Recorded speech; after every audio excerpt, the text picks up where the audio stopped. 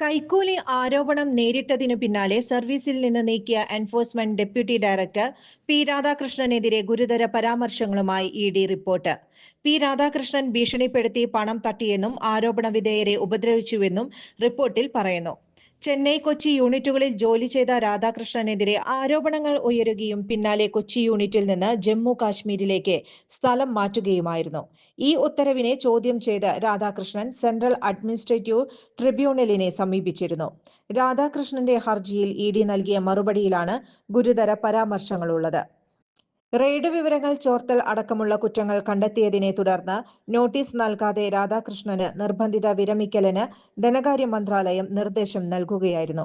5 വർഷത്തെ സർവീസ് കൂടി ബാക്കി നിൽക്കവെയാണ് രാധാകൃഷ്ണനെ നീക്കിയത്.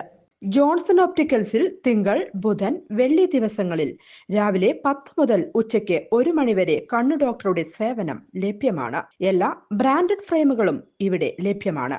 ഡ്രൈവിംഗ് ലൈസൻസിനുള്ള സർട്ടിഫിക്കറ്റുകൾ കൂടാതെ ഡോക്ടർമാർ നിർദ്ദേശിക്കുന്ന എല്ലാ തരം കണ്ണടകളും ജോൺസൺ ഓപ്റ്റിക്കൽസിൽ നിന്നും ലഭിക്കുന്നു. ജോൺസൺ കണ്ണട വ്യാപാരം, ഡിവൈൻ ആശുപത്രിക്ക് എതിർവശം, വടക്കാഞ്ചേരി. കൂടുതൽ വാർത്തകൾക്ക് ഞങ്ങളുടെ ചാനൽ സബ്സ്ക്രൈബ് ചെയ്യുക.